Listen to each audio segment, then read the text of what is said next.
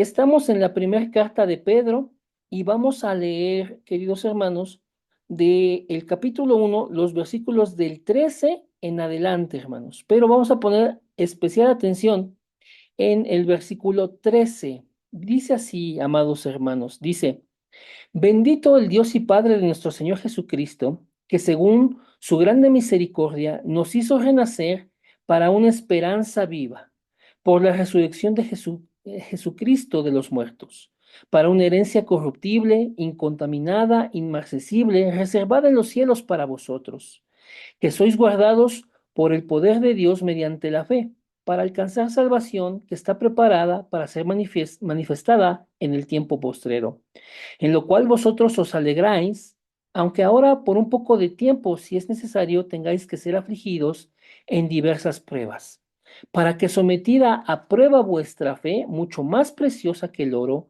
el cual, aunque perecedero, se prueba con fuego, sea hallada en alabanza, gloria y honra cuando sea manifestado Jesucristo, a quien amáis sin haberle visto, en quien creyendo, aunque ahora no lo veáis, os alegráis con gozo inefable y glorioso, obteniendo el fin de vuestra fe, que es la salvación de vuestras almas.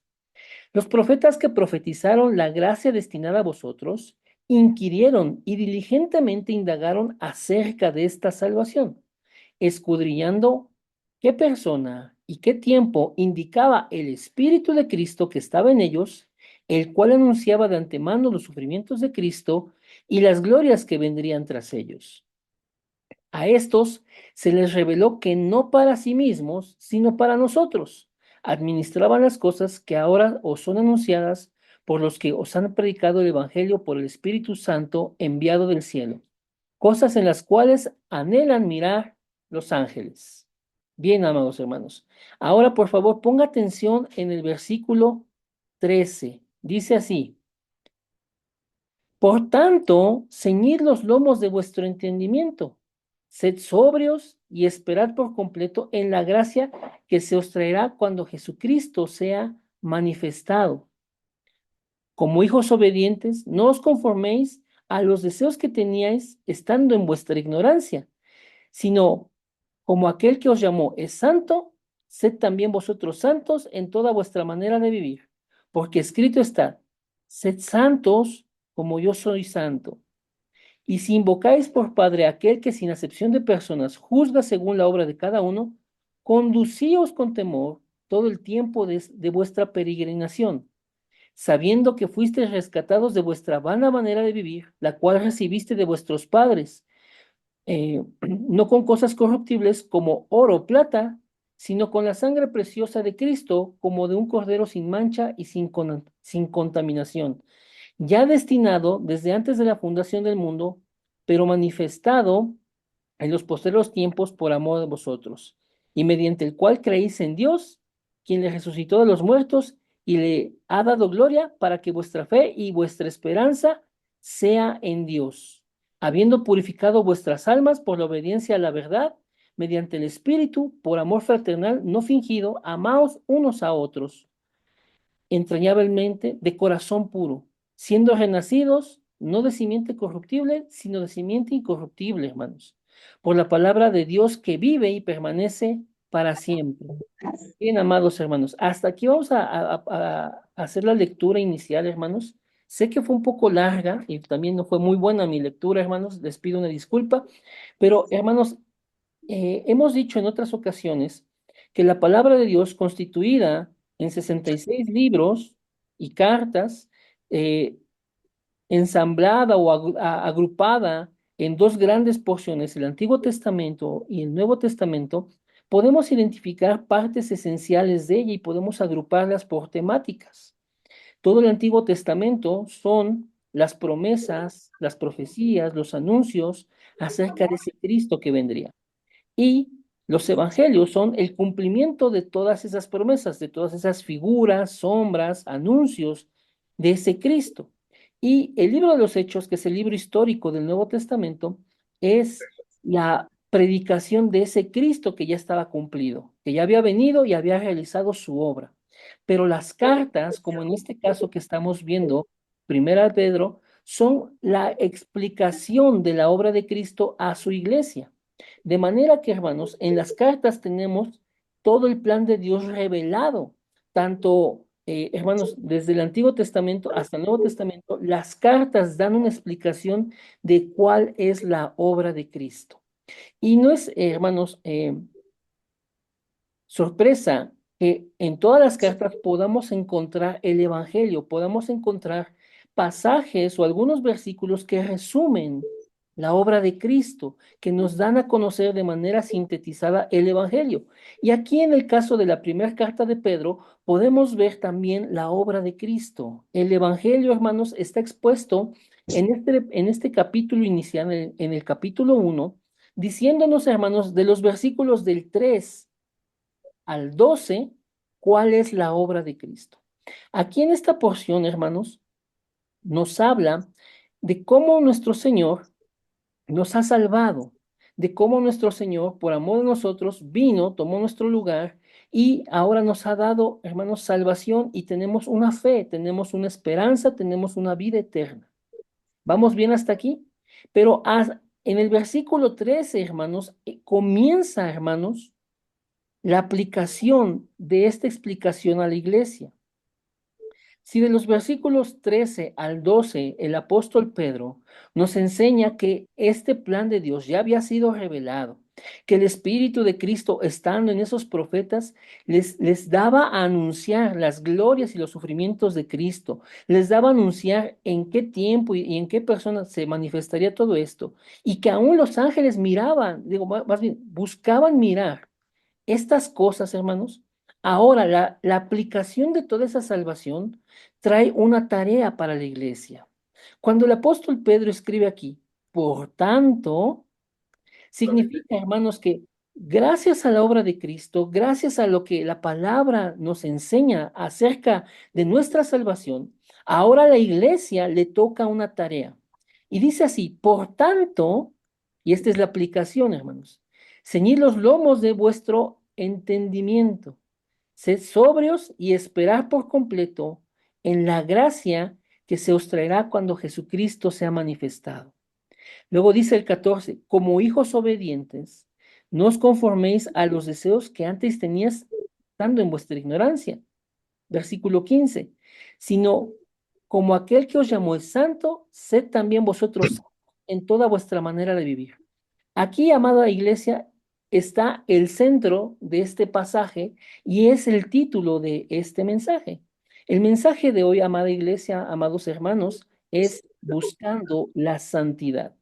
Entonces, si usted anda haciendo sus notas, si usted eh, tiene estudio con este contenido, amados hermanos, pues yo le pido que anote este título, ya que hemos estado revisando una serie de mensajes que buscamos, hermanos, sean de bendición para cada uno de ustedes, porque queremos ser verdaderos discípulos, queremos ser personas, queremos ser iglesia que está caminando conforme a la palabra de Dios.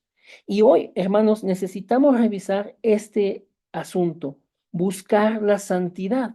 Y aunque hoy, hermanos, vamos a hacer algunas aproximaciones a los elementos más esenciales de esta doctrina, necesitamos discernir, hermanos, que la iglesia necesita buscar la santidad, que cada uno de nosotros como hijos e hijas de Dios necesitamos buscar la santidad, porque aquel que nos llamó es santo, también nosotros en toda nuestra manera de vivir seamos santos. ¿Todo bien hasta aquí, amados hermanos? Amén. Sí, Rey. Amén. Bien, entonces vamos a ver la aplicación de esto. Les decía, los versículos anteriores, del 3 al 12, nos hablan acerca de la obra de Cristo. Ahora la iglesia, Pedro le da algunos mandamientos. Y aquí vienen, hermanos, los imperativos. El primero es ceñir vuestros lomos de entendimiento. ¿Qué significa ceñir, hermanos? En la antigüedad, hermanos, la vestimenta de las personas estaba caracterizada por un cinto que rodeaba los lomos. Y cuando la gente tenía esta palabra de ceñir, entendía que era un tema de preparación,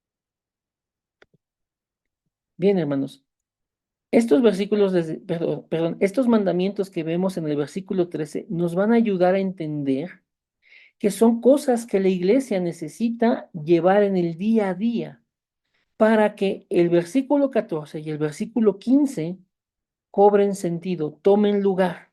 Miren, dice aquí el versículo 14, como hijos obedientes, no os conforméis a los deseos que antes tenías en vuestra ignorancia.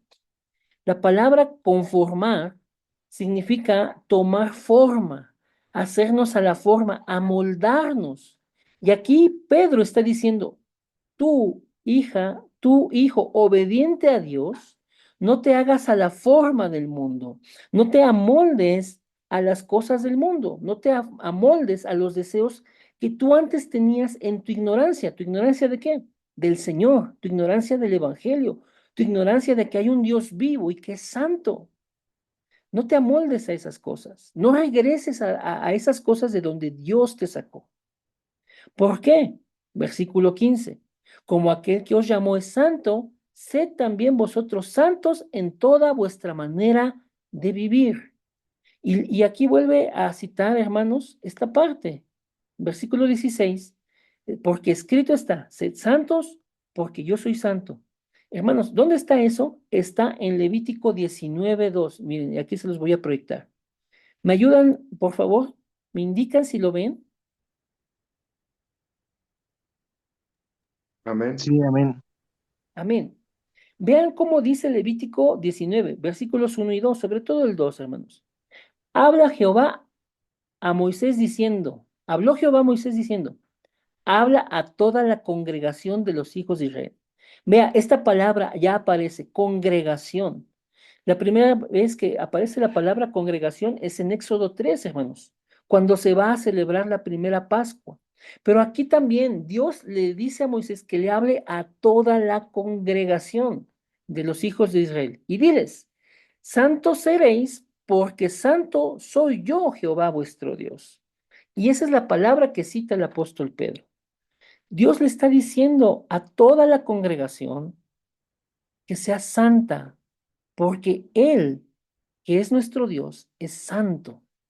Amados hermanos, este mandamiento es uno de los más importantes en nuestra vida de fe, en nuestra vida cristiana, que de hecho no debería de llamarse así como vida cristiana, vida de fe, vida espiritual, porque tenemos una sola vida. Y en esta vida tenemos diversos aspectos, y el más importante es el espiritual. Y nuestra vida necesita recibir esto.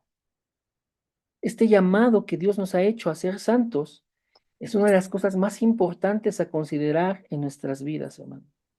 Es algo de lo más trascendental. ¿Por qué? Miren, como dice aquí el versículo, porque santo soy yo, Jehová vuestro Dios. ¿Qué significa la palabra santo? La palabra santo a la mayoría de los cristianos, a la mayoría de los creyentes, les indica que es la pureza, la rectitud, la integridad, el caminar moralmente, ¿no? Y es así, hermanos. Dios es perfectamente moral, es perfectamente bueno, es perfectamente justo. En Él no hay tinieblas, como dice Primera de Juan. En Él no hay pecado. Hermanos, Dios está distante del pecado, porque antes, hermanos, que la palabra santo nos indique la pureza moral, la rectitud, la integridad, la palabra santo viene de una palabra hebrea que significa cortar y apartar, es decir, separado, algo que está separado o alguien que está separado. La palabra santo indica que Dios no está en la condición del hombre, que Dios está separado del hombre, que Dios está por encima del hombre. La palabra santo significa que Dios es superior a todas las cosas. Y las cosas que Dios santifica, entonces compartirán esta naturaleza, este carácter separado y que están por encima de las cosas regulares, de las cosas comunes y corrientes. Entonces, amados hermanos, necesitamos comprender esta parte. Dios es santo, Dios está por encima del hombre. De hecho, la palabra de Dios dice que Él habita en luz inaccesible, que Él es alto, que es sublime, que habita en la eternidad. Hermanos, Dios está por encima de todo. Es perfecto en toda su manera de ser. Y entonces, este es el punto más importante para el creyente. Así como Dios es santo y nos ha llamado a vivir de esa manera, nosotros tenemos que revisar que nuestras vidas están faltas en este aspecto y que es el Espíritu de Dios el que nos santifica, que ha sido la obra de Cristo la que nos santifica y que hoy el Espíritu Santo, hermanos, está aplicando la salvación en nuestras vidas y está santificándonos en cada cosa, mientras somos expuestos a su presencia, mientras somos expuestos a la palabra de Dios. Por nuestros propios medios no podremos hacerlo, hermanos, ¿sí?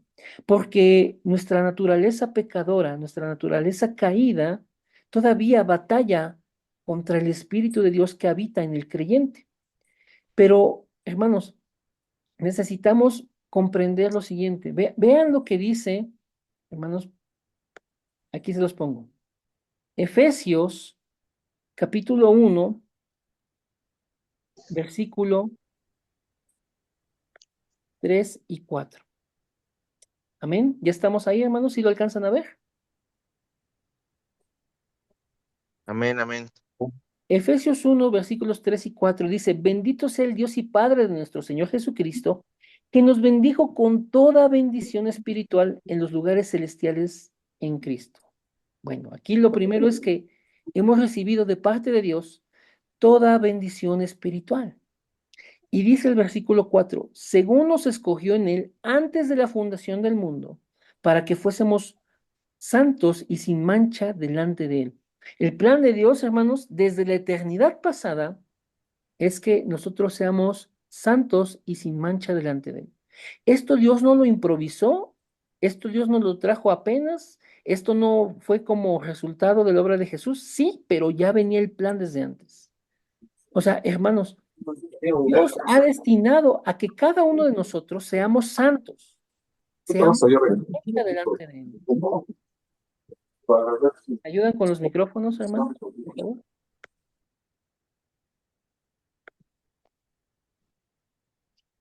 Dios nos permite, hermanos, con su gracia entender que su plan es que nosotros seamos santificados. Es decir, que compartamos su naturaleza. Hay una metáfora que nos ayuda a entender la santidad de Dios, hermanos. ¿Y cómo es que necesitamos buscar nosotros la santidad de Dios?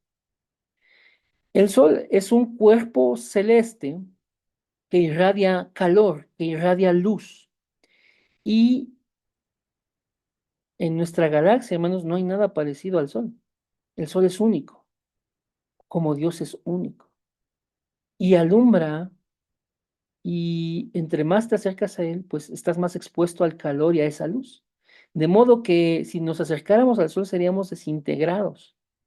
Lo mismo ocurre con la santidad de Dios. Si el hombre se acerca a la santidad de Dios, sería deshecho, sería desintegrado. Que de hecho esa es la palabra que viene en Isaías 6. Usted recordará el pasaje de Isaías 6. Cuando Isaías tiene la visión de la gloria de Dios y lo ve en el templo, llenando el templo con su gloria, ve al Señor que es santo, santo, santo. No es que sea tres veces santo, sino que es superiormente santo. Es santo y por encima de eso es santo y otra vez santo por encima de todas las cosas. Dios, hermanos, cuando se aparece con Isaías, Isaías exclama de terror, exclama horrorizado y dice, ay de mí, que soy muerto. Ese es en la traducción al español, hermanos. Sin embargo, una traducción más exacta y que es más antigua dice que soy deshecho. O sea, hay una idea que tiene Isaías de que empieza a ser desintegrado delante de la santidad de Dios. Por tanto, hermanos, necesitamos mirar estos aspectos y ver que Dios ha planeado que nosotros compartamos esa santidad y que la iglesia hoy requiere ser llamada a la santidad. El Señor es santo, es único, está por encima de todo, no hay error en él, no hay falla, no hay pecado, hermanos, y así nos ha llamado a vivir. Por nosotros no podemos hacerlo, sin embargo, Él actúa con su espíritu y con su palabra en nosotros para que esto sea así. Y miren, les voy a poner aquí lo que dice Tito. La carta de Tito, perdón, la carta del apóstol Pablo a Tito, dice así. Vean lo que dice el capítulo 2, versículos 11 en adelante. Dice, porque la gracia de Dios se ha manifestado para salvación a todos los hombres. Vea eso. Dios se ha manifestado con gracia para salvar a los hombres. Y vean lo que dice el 12, enseñándonos que, renunciando a la impiedad y a los deseos mundanos, vivamos en este siglo sobria, justa y piadosamente, aguardando la esperanza bienaventurada y la manifestación gloriosa de nuestro gran Dios y Salvador, Jesucristo. Pero vea el 14, quien se dio a sí mismo por nosotros para redimirnos de toda iniquidad y purificar para sí un pueblo propio, celoso de buenas obras. Bien, entonces podemos ver aquí en lo que Pablo le escribe a Tito, que Dios, hermanos, ha manifestado su gracia a través de quién? A través de nuestro Señor Jesús. Y que la obra de Cristo en esa cruz es para que nosotros seamos redimidos de toda iniquidad, para que nosotros podamos renunciar a toda impiedad, a todo deseo mundano, y que ahora, como iglesia, como hijos de Dios, hechos justos ante su presencia, hechos justos a los ojos de Él, porque Cristo nos hizo justos por su obra, ahora vivamos de manera sobria, de manera justa y de manera piadosa. ¿Sí? Y miren, de esta manera, en este estándar que Dios nos da, nosotros esperemos la bienaventurada manifestación gloriosa de nuestro gran Dios y Salvador Jesucristo. ¿Vamos bien hasta aquí, amada iglesia? Amén. Buscar la santidad es un tema complicado porque eh, podemos decirlo así. La santidad de Dios provoca en el ser humano situaciones ambivalentes. Es decir, que por un lado somos atraídos a su santidad, pero por otro lado queremos rechazar esa santidad, porque de primer momento, la santidad de Dios en un hombre que es pecador, en un hombre que no ha sido regenerado por el Evangelio, que no ha sido lavado por la sangre de Jesucristo, es algo tremendo encontrarse con la santidad de Dios. Si un hombre viniera a la santidad de Dios, estuviera delante de Dios, sin haber sido lavado, la Biblia nos muestra, amada iglesia, que esas personas morían. Podemos ver diferentes ilustraciones en el Antiguo Testamento. Era necesario que quienes se acercaban a Dios, sobre todo los sacerdotes, para ministrar en el templo o en el tabernáculo, tenían que tener una limpieza ceremonial. Tenían que estar puros ceremonialmente para poder acercarse a Dios, a su santidad, porque de otra forma serían muertos. Entonces, la santidad de Dios, por supuesto, que provoca un espanto, provoca que tengamos cuidado, porque hemos visto a través de la palabra de Dios que no es cosa sencilla acercarse a Dios, que de hecho la carta a los romanos nos dice que horrenda cosa es caer en manos del Dios vivo.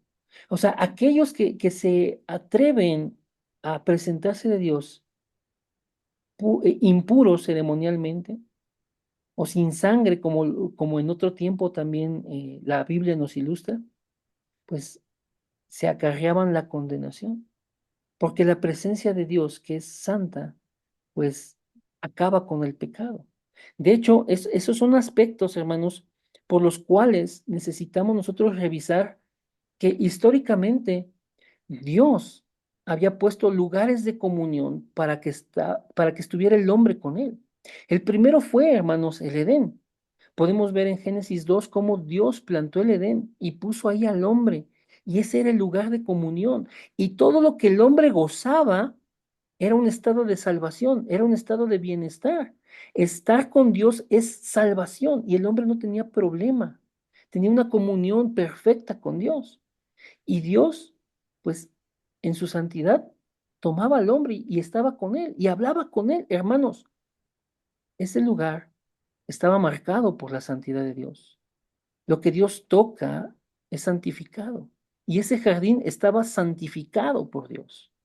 Posteriormente vemos, hermanos, que Moisés ve al Señor en una zarza ardiendo.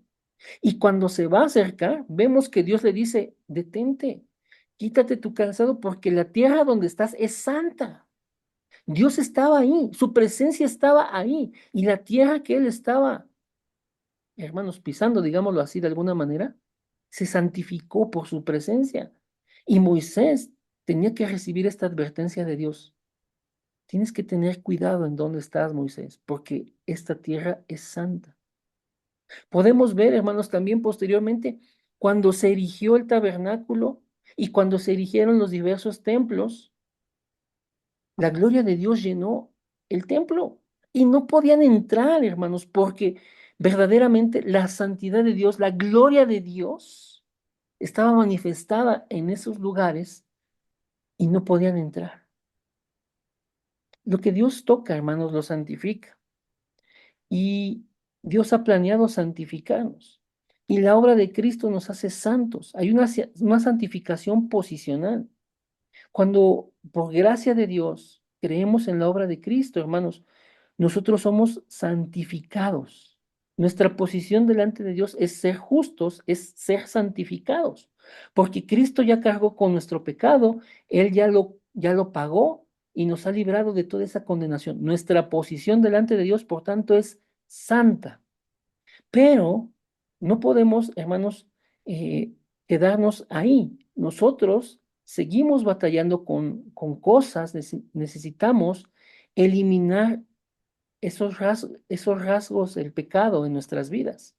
Y eso es la santificación gradual, la santificación que es por experiencia, la que día a día el Espíritu de Dios va obrando en nosotros y entonces el poder del pecado va menguando en nuestras vidas. A medida que nosotros somos llenos del Espíritu de Dios, a medida que nosotros estamos exponiéndonos a la palabra, somos transformados, somos convertidos en hijos e hijas en las que Dios tiene complacencia, porque verdaderamente caminamos bajo sus estándares.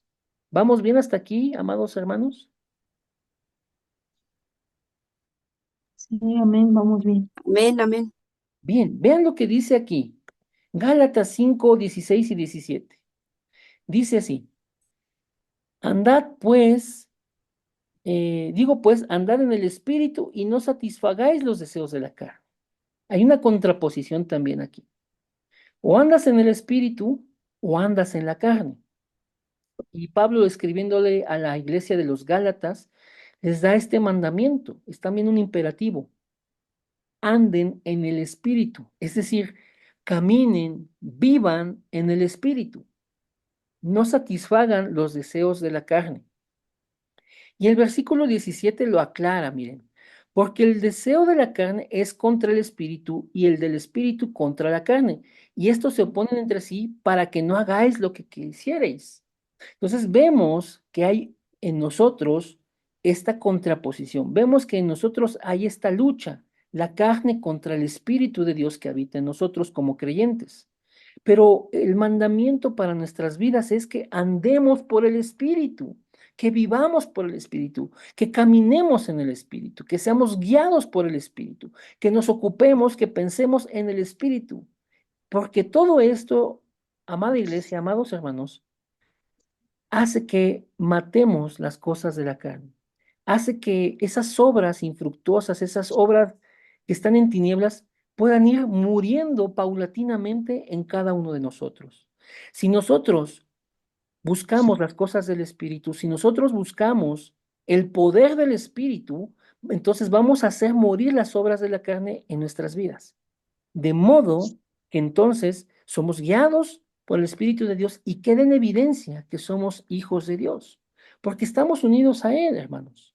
Él mora en nosotros y le pertenecemos. Y de hecho eso es lo que dice Pablo a la iglesia en Corinto. Miren, les dice así, en Primera de los Corintios, Primera carta a los Corintios, capítulo 6, y a partir del versículo 17, dice, pero el que se une al Señor, un espíritu es con Él. Huid de la fornicación. Cualquier otro pecado que el hombre cometa está fuera del cuerpo, mas el que fornica contra su propio cuerpo peca. Este es otro aspecto, hermanos, que como el vino también dominan al hombre. Y por eso Pablo va a hablar aquí de que somos morada del Espíritu de Dios. Dice el 19, ¿o ignoráis que vuestro cuerpo es el templo del Espíritu Santo, el cual está en vosotros, el cual tenéis de Dios y que no sois vuestros? Porque habéis sido comprados por precio, glorificad pues a Dios en vuestro cuerpo y en vuestro espíritu, los cuales son de Dios. Así como Pablo le había dicho a la iglesia de Éfeso, no te embriagues con vino, en lo cual hay disolución, mejor se lleno del espíritu. También aquí a la iglesia en Corinto le dice, huye de la fornicación, porque también eso domina al hombre. Entonces, mejor tú, que eres morada, eres templo del Espíritu, glorifica a Dios en tu cuerpo y en tu espíritu, porque fuiste comprado, no te perteneces a ti, le perteneces a Dios que te compró con la sangre de Cristo. Entonces, en tu cuerpo y en tu espíritu, glorifica a Dios, porque tu cuerpo y tu espíritu le pertenecen a Dios. ¿Vamos bien hasta aquí, hermanos? Amén. Sí, amén.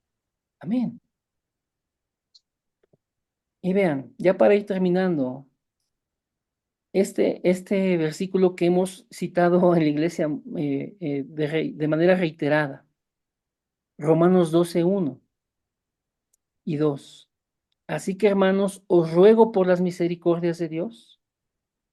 Es lo que veíamos en nuestra lectura inicial de la carta de Pedro. Ya Pablo explicó en los capítulos anteriores toda la obra de nuestro Señor Jesús y ahora llega a este punto. Así que, hermanos, os ruego por las misericordias de Dios. Es lo que Pedro decía, por tanto, o sea, ya explicó la obra de Cristo, ahora le toca la aplicación a la iglesia, le toca seguir a la iglesia algunos mandatos. Os ruego por las misericordias de Dios, os ruego por esa capacitación que nos da Cristo por su obra, el Señor por su Espíritu, que nosotros nos presentemos nuestros cuerpos en sacrificio vivo, santo, agradable a Dios, que es nuestro culto racional. Y nuevamente, igual que Pedro le dice a la iglesia, no te amoldes, no te conformes. Aquí también Pablo se lo dice a los romanos. No os conforméis a este siglo, sino transformaos por medio de la renovación de vuestro entendimiento. Lo que Pedro también decía, ajusta los lomos de tu entendimiento, ciñelos, para que comprobéis cuál sea la buena voluntad de Dios, agradable y perfecta. Bien, hermanos, verdaderamente Dios nos ha llamado a una vida santa. Y miren, a ver, para que podamos leerlo, vamos a ir a la segunda carta de Pablo a Timoteo en el capítulo 1. Amén. Y aquí en el versículo 9 dice así, hablando acerca de Dios, Dios quien nos salvó y nos llamó con llamamiento santo, no conforme a nuestras obras, sino según el propósito suyo y la gracia que nos fue dada en Cristo Jesús antes de los tiempos de los siglos. Lo mismo que le dice Pablo a los Efesios. Dios nos escogió desde la eternidad pasada para que fuésemos santos y sin mancha delante de Él.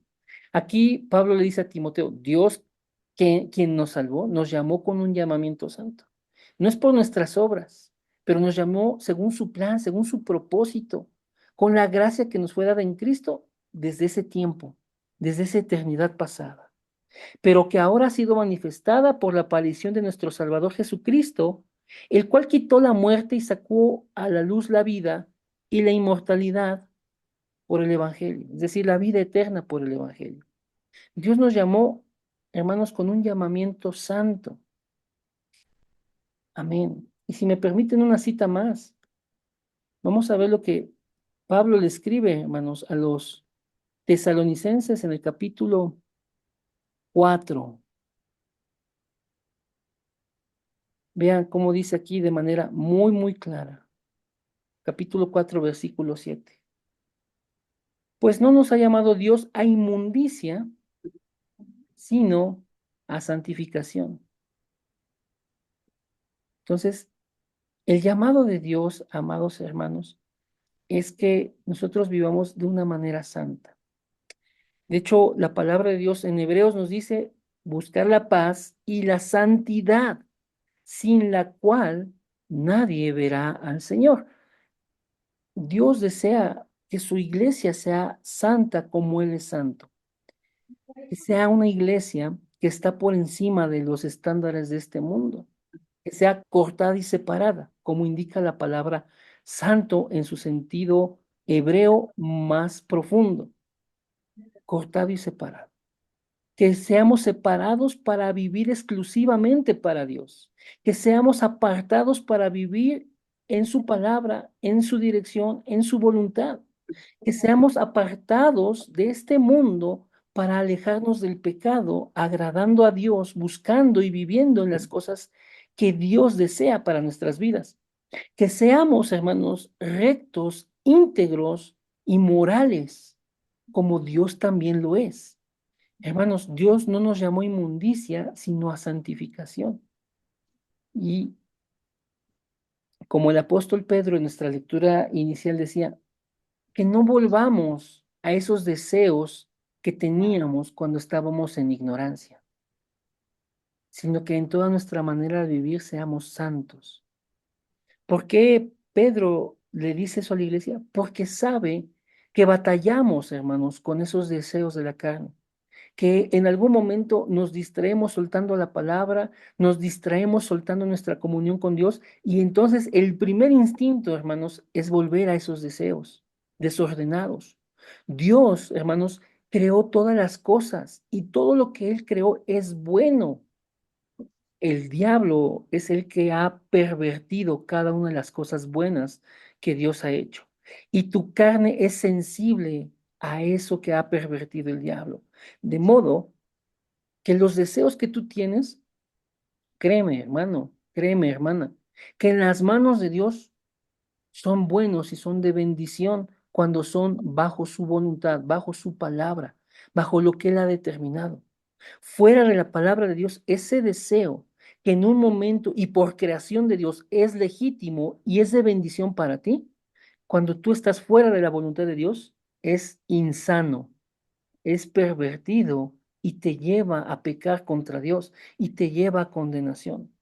De modo, hermano, hermana, que cuando Dios nos llama a santidad, todo lo que el pecado quiere engañar en nuestras vidas es decirnos que lo que ellos te ofrecen, que el pecado te ofrece, es más placentero que lo que Dios te ofrece. Y ese es el engaño, hermanos. Dios ha creado todas las cosas para que nosotros las disfrutemos, pero en su voluntad, en sus estatutos, en su dirección, en sus propósitos. De modo que necesitamos discernir que Dios nos llamó a vivir de manera santa y que las cosas que nosotros anhelamos y deseamos, cuando son en la voluntad de Dios, serán para bendición. Cuando están fuera de la voluntad de Dios, son para perdición, hermanos. Entonces, no nos amoldemos a esos deseos que teníamos antes de venir al Evangelio, sino que como Dios es santo, nosotros seamos santos en toda nuestra manera de vivir. Bien, amados hermanos, hasta aquí la palabra de hoy. Voy a dejar de compartir aquí. Y bueno, no sé si alguien quiera comentar algo, tenga alguna duda, quiera hacer alguna pregunta, quiera darnos su foro. Hermanos, les agradezco mucho este tiempo. Tal vez este tema no es el más cómodo para cada uno de nosotros. Porque sé, hermanos, que todos cuando escuchamos la palabra santo, enseguida viene algo a nuestras vidas que nos hace pensar y reflexionar cómo estamos viviendo. Pero Dios nos permite en su gracia que podamos vivir de manera santa, en agrado a Él. Bien, hermanos, si alguien quiere tomar la palabra, los escucho.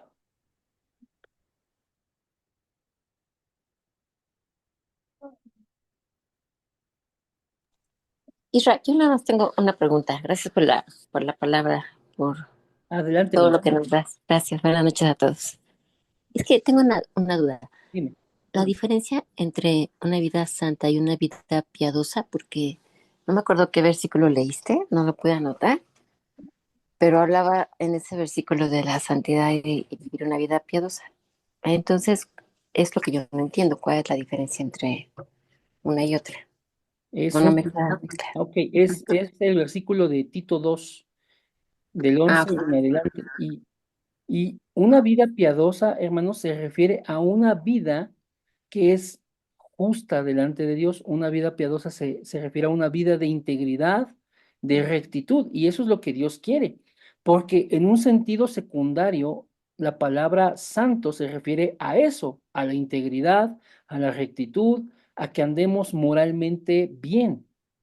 Pero en un sentido primario o el sentido principal de la santidad es que Dios es único, Dios está por encima de todo y por eso, hermanos, la santidad de Dios es un tema que a nosotros nos debe de ocupar porque es un gran misterio que el Espíritu de Dios mismo revela en su palabra. Es decir, o no quiero enredarlos, lo que quiero que ustedes puedan comprender es que Dios es santo y eso en primer lugar y antes que todo indica que Dios es superior, que Dios es sublime, que Dios está por encima de todo. Y en un sentido secundario, un poquito más abajo, indica que en Dios no hay pecado, que en Dios no hay tinieblas, que en Dios no hay maldad, que en Dios no hay injusticia, que en Dios no hay mentira, todo eso, hermanos, que hay integridad, que hay justicia. Pero lo primero es que Dios es superior. Eso es lo que indica la palabra santo, cortado y separado. Está por encima. No es como esta creación, está por encima de esta creación. No es como el hombre, está por encima del hombre. A eso se refiere santo. Y entonces, cuando decimos una vida piadosa, se refiere a este sentido secundario de la santidad. Una vida recta, una vida justa, una vida íntegra, una vida que es moral. Y eso es bueno, y eso es parte de la santidad.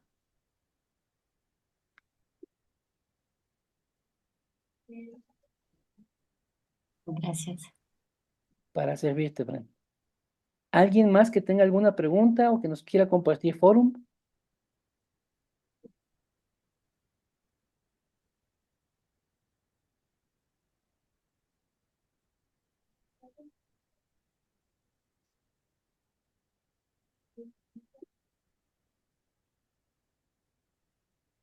¿Nadie más, hermano? Hola, Israel.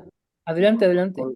Ah, Bueno, a mí se me quedó como no tan concreto eso de nuestra santificación posicional y, y creo que la otra es experiencia, algo así, pero ahí ya como que ya no supe cuál era cuál. Ok, la santificación posicional es cuando hay un cambio espiritual, cuando pasamos por la obra de Cristo de muerte a vida, de literal, de la fuerza o de la posesión de Satanás al reino de Dios. de las tinieblas a la luz. Cuando nosotros somos traídos por la gracia de Dios al Evangelio, ahí la obra de Cristo nos santifica, nos hace justos delante de Dios. Esa es tu posición nueva. Antes tu posición era de condenación. Cuando vienes al Evangelio, cuando eres traída a Cristo y tus pecados son perdonados por su obra, eres lavada con esa sangre, ahora eres justa delante de Dios. Ahora lo que Cristo ha hecho es santificarte. Entonces, tu posición ahora delante de Dios es justa, esa es tu posición, tu santificación posicional. Tu posición delante de Dios ha cambiado. Ahora eres de su familia, ahora eres su hija, ahora tú estás en el reino de los cielos. Esa es tu posición y esa es una santificación, por eso se llama santificación posicional. La otra santificación, como lo dijiste, es de experiencia, es gradual, es paulatina, se trabaja día a día, porque cada uno de nosotros aún sigue batallando con cosas en nuestro interior, en nuestra mente, en nuestro corazón. Y siendo llenos del Espíritu Santo, siendo guiados por Él, tomando la palabra, estando en comunión con Dios, el poder del Espíritu Santo en nosotros va a hacer que estemos matando las cosas de la carne, rechazando el pecado y buscando lo que es de agrado a Dios, buscando lo que a Él le da la gloria. De modo que entonces estamos siendo santificados poco a poco, de manera progresiva. Y el poder del pecado va perdiendo terreno, le vamos ganando la batalla. Y ahí va cediendo, cediendo, cediendo, y nosotros vamos siendo cada día más conformados a la imagen de Cristo. Esa es la posición, perdón, la santificación gradual. Y finalmente, en el futuro, hermanos, para la gloria de Dios, sea que hayamos muerto o que seamos testigos de la venida del Señor, seremos transformados y nuestros cuerpos van a ser redimidos, donde ya no habrá ninguna presencia del pecado. Y esa es la santificación del cuerpo, hermanos, cuando seamos transformados en un cuerpo glorioso, un cuerpo semejante al del Señor. Entonces, esa es otra santificación que viene en el futuro. Pero ahorita, en este momento, hermanos, nuestra vida es santificarnos de manera gradual. Ya que hemos venido a Cristo por su gracia y que hemos sido salvos, hemos sido traídos de la muerte a la vida. Ya hay una santificación posicional. Pero ahora en el día a día necesitamos una santificación gradual. La obra del Espíritu de Dios en nosotros lo va a hacer. Y nosotros necesitamos tomar la palabra, buscarlo a Él, estar en comunión. Y eso, hermanos, va a hacer que el pecado vaya desapareciendo de nosotros. No sé si eso ayudó a que pudiera quedar claro, Lupita. Sí, muchas gracias, Israel, ya quedó más concreto y claro. Gracias. Muchas gracias. Gloria a Dios por sus vidas. ¿Alguien más que tenga alguna pregunta, amados hermanos?